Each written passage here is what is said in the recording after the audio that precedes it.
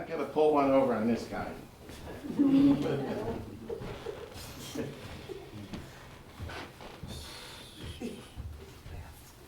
bastard.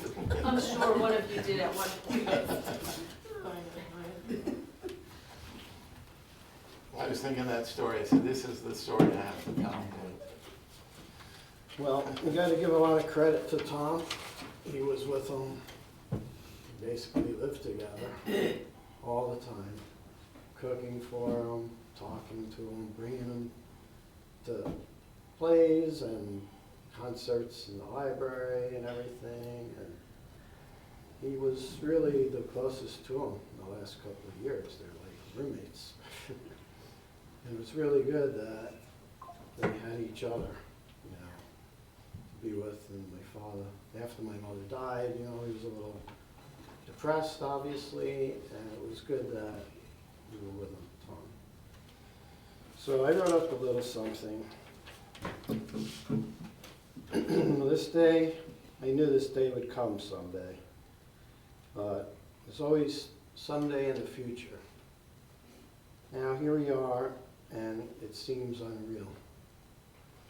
I think we all know what a great person my father was. He was one of the best fathers anyone could wish for. The day before he died, I told him I loved him. He said, "I'm sorry I couldn't say that to you guys. I don't know why," he said. He said, "My father was the same." And I know what he meant because it rubbed off on me too. He couldn't say the words, "I love you." I think it's a macho thing, or an Italian thing. Like, if you say it, you look weak or something. But he expressed his love for us in so many other ways. He said it with his actions, the way he worked so hard all his life for his family. He showed it with food. He showed it with his strength. He showed it by paying for us to go to college. He played with us, taught us to play baseball, how to ride a bike, took us to amusement parks. I remember the sandbox he built in the backyard for us and a swing set. He bought us all kinds of toys for us, ping pong table, pool table, paid for a swim club we went to, took us to the beach too many times to recall. We watched sports together and movies and played golf. He just enjoyed being with us. He was our rock, our strength. We all knew he was there for us, no matter what. It was a good feeling to know you always had a home to go back to if you needed it. Ways he showed his love are innumerable, and he loved my mom even more than all of us. He couldn't say the words, but I realized it when I was 18. I even wrote a poem about it. It's a short one called Expressions of Love. It's on that collage over there.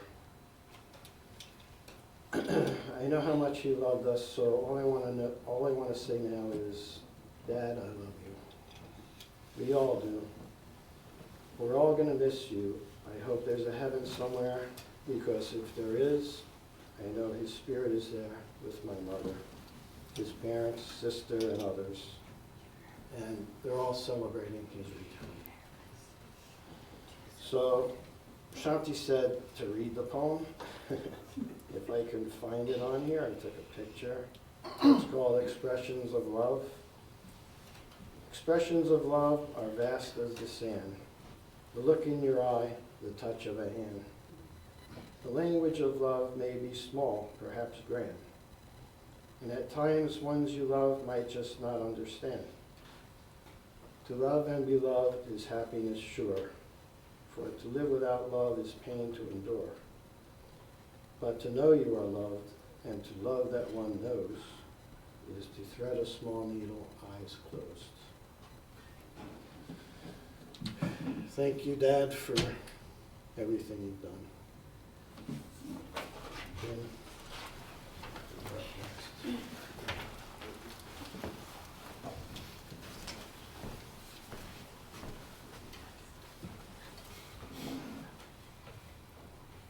My name is James Gaeta as well. Before I start, I just wanted to thank some people. First of all, I want to thank everyone who attended today and showed respect for my father and his life.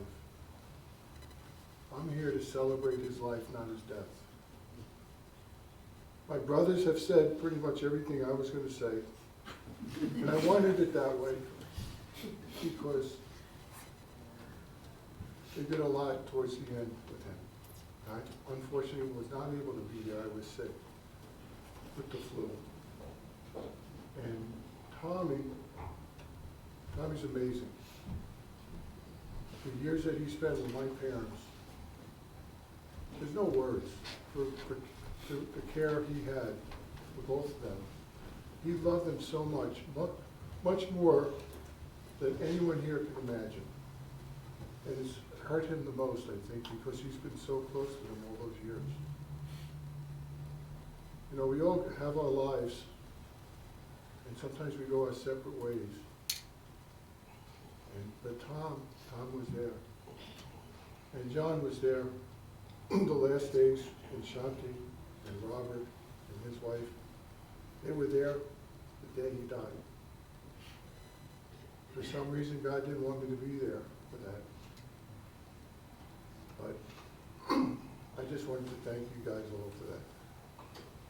And let me tell you about my father.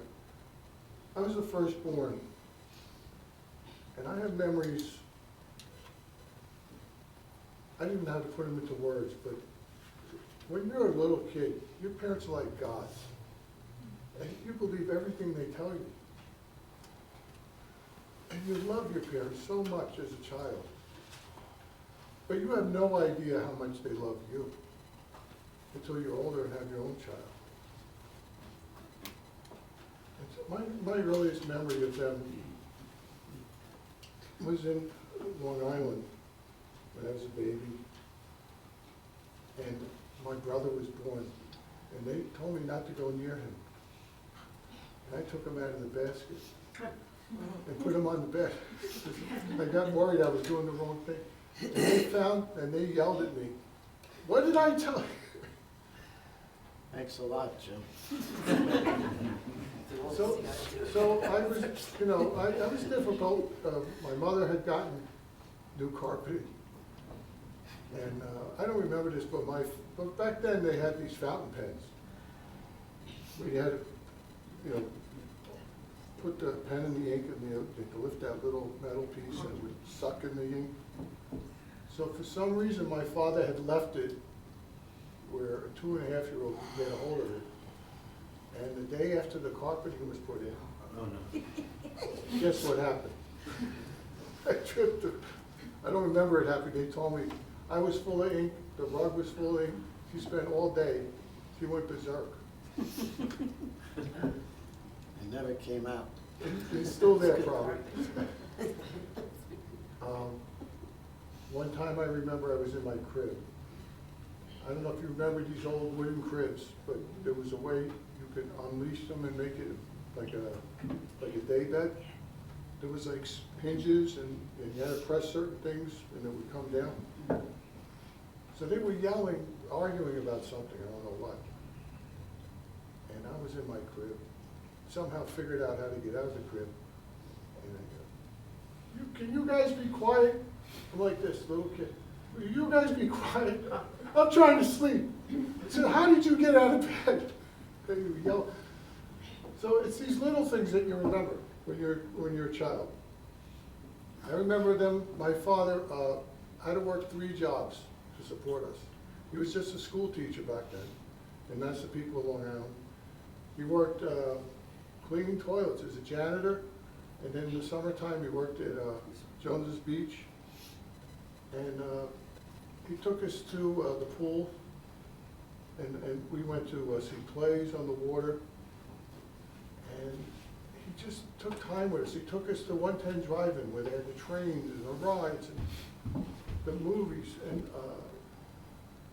he worked at White's and brought gifts. And we played baseball or softball in the street, my father and my next door neighbor. joined the Elks, and they had a team. So he had us fielding the balls. My father would pitch, and my neighbor would catch. And then we grew up playing ball in the street. And as kids, we would have our own games. And it was just a wonderful life. We had the American dream life. And later on, he moved the whole family to from Long Island to New Jersey. And we have a house on in Cambridge Road in Freehold in Stonehurst.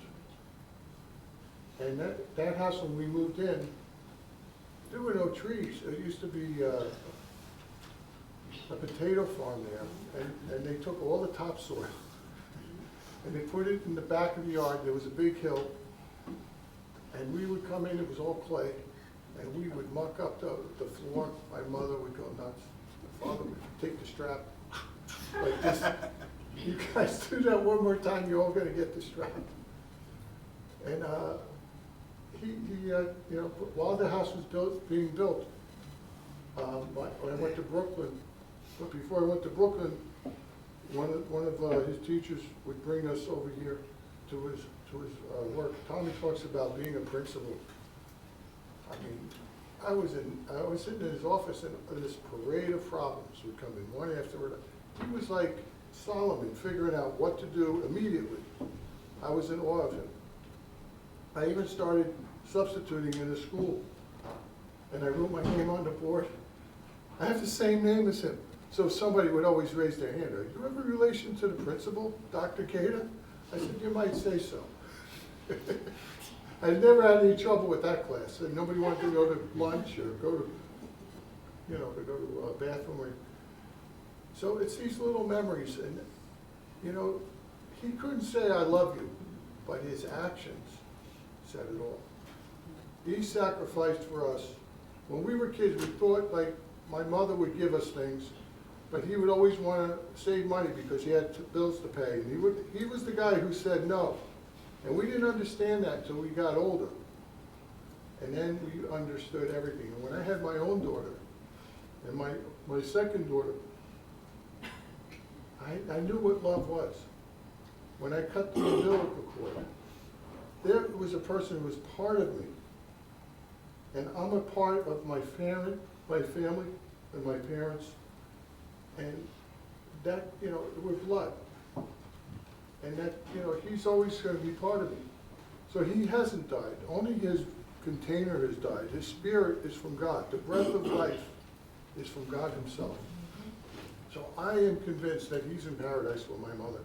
They were both very, very good people, and they both believed in Jesus Christ sacrificed so that we shouldn't die, but we should have life forever. And thank you so much for listening to me.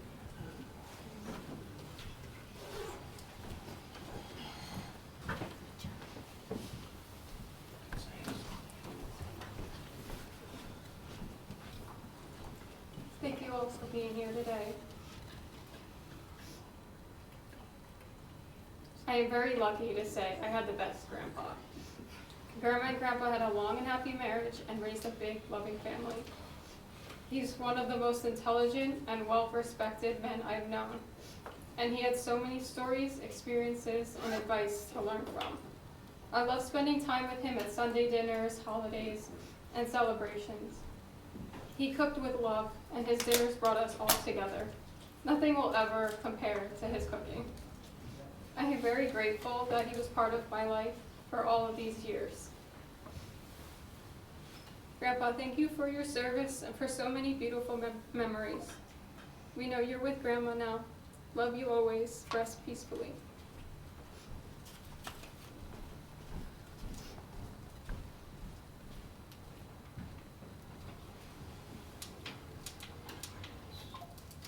Anybody else want to say a few words? Does that wrap up, Shanti? Yeah. Go ahead.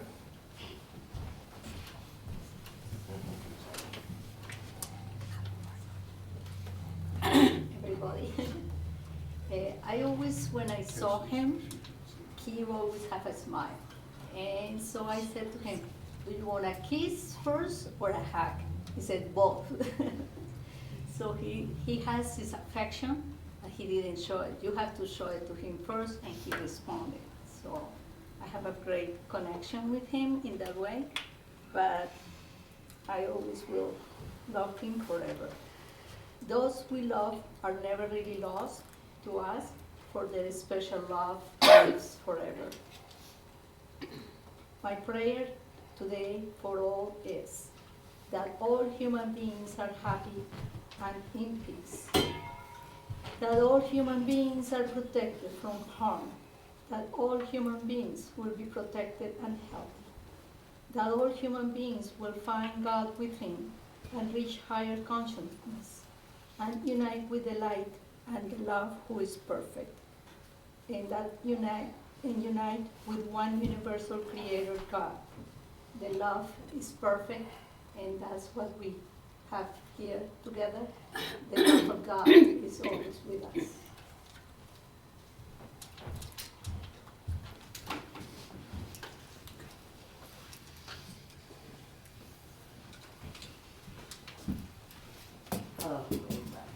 I just want to thank my parents, I was very lucky to have parents, and they were nice to take care of me and my daughter, and understand me. And we have all different culture, food culture, everything's, and they understand, they support me and my family. And they always listen to my Chinese English, so they understand my body language. First, I met Jimmy. He always told Jimmy, you gotta speak English. You cannot speak Chinese English like her. You gotta correct her. So this little things warm my heart. I'm very thankful. Thank my parents, for everything. Thank everybody.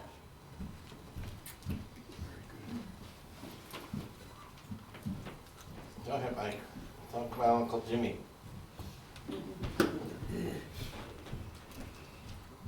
So my biggest memories of Uncle Jimmy through the prison of my mother. My mother died 4 years ago, and her older brother was godlike to her. She loved him so much. She would tell me and my sister life advice. Uncle Jimmy said you should invest all your money in this, so we had to put all our money into that. And then he became a doctor. When he became a doctor, he went to a new level of respect and admiration for my mother. He wasn't a medical doctor, but my mother and Grandma Rose thought he was. I remember he got his doctorate, and Grandma Rose wanted to read his thesis to become a doctor, and she tried to read it, I'm sure. I mean, I don't think she could understand the title. Do you remember the title of your? So Uncle Jimmy when Grandma Lindsay died, he was the patriarch. He was a great guy.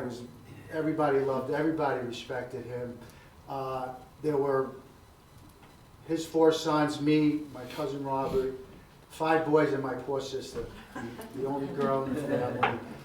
But we had the traditional upbringing. We spent every holiday together, Christmas Eve, Christmas Day, Thanksgiving. I always remember those days of all us being together.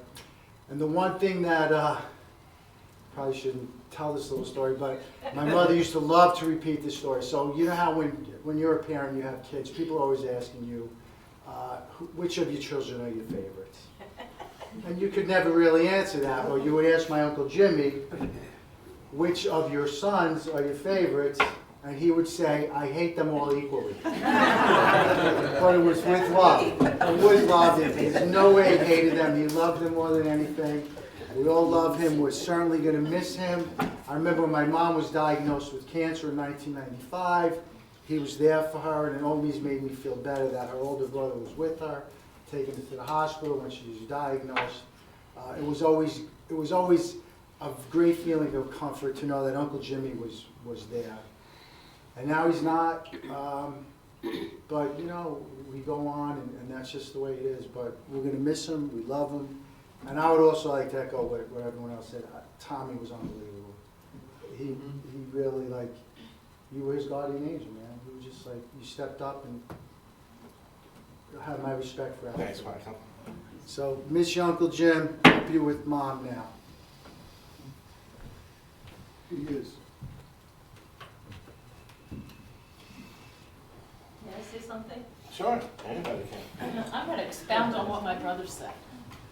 Because you guys all talked about your dad in your life, but I was witness to all the boys. And I'm going to tell you, my uncle and aunt lived through chaos. And they were both saints to put up with these four. One of my first memories is going to visit them in Long Island, and this one, up in the attic, they were all throwing water balloons at one another. We're on the roof. Didn't you and I set fire to your basement with a chemistry set once? I think it was John and I. The haunted house that they let you build in that house every Halloween, upstate, driving them crazy to the point where they made us go sit in the car in the rain. I mean, they were saints and they put up with a lot. But Michael's right. Uncle Jimmy was always this looming figure in our lives, both physically because he was a big man, but also intellectually and just as a paternal figure. I do want to say, though, that one of the things I admired most about him was his intellectual curiosity. He was a voracious reader, and he was a movie buff, and I loved movies. And I will treasure the times that he and I connected on both those levels, talking about books, talking about movies. But I do also remember when I got to be a little older, and you know, my brother said we used to spend all our holidays in my grandparents' apartment. I don't know how many people we were, 13, 15. And it would be chaos. We'd be sticking Bobby and Billy in the closet and playing all kinds of crazy games. And Uncle Jim, I always thought he was always sitting there with this thoughtful look, and I always thought he was having these deep, deep philosophical conversations with himself. But in retrospect, I think he was just thinking like, oh my God, I wish these kids would just stop. And I remember when I got a little older and I said, yeah, there's more there than meets the eye. Anyway, he was bigger than life, and he was a looming figure in my life, and I will miss him very much. I think he might have told me he loved me once. Because I always used to tell him when I used to call. I did want to say also that he's one of those people that when you called him up and he said your name, he always made you feel like he was so happy to hear from you. Elizabeth. And then I always said, I love you, Uncle Jim, at the end. I'm not sure, but I think he might have said it back to me once or twice. But I'm going to go with... You're a girl. Right. The girl. Right. And I also trained Grandpa Nunzi to do it too, but it took years. Anyway, I will miss him, and thank you. Beautiful. Anybody else?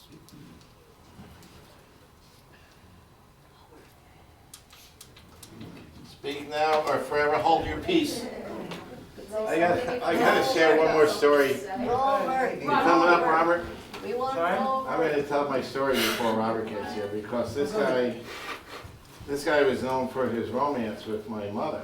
You know, they met 17 and 18, and I have a lot of time, and I'm getting stories from my father. So I asked him, well, how did Grandpa Nunzio propose to Grandma Rose? How did they meet? How did that come about? So Rose was like in the area, they were in Harlem.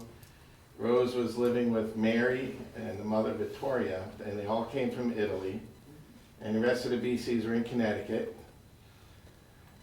So Rose was in the area, and then they met, and so they're dating, and I said, how did Nunzi, so Grandpa Nunzi, the last of the Red Hot Lovers, has somebody else talk to Grandma Rose and say, Rose, you want to marry Nunzi?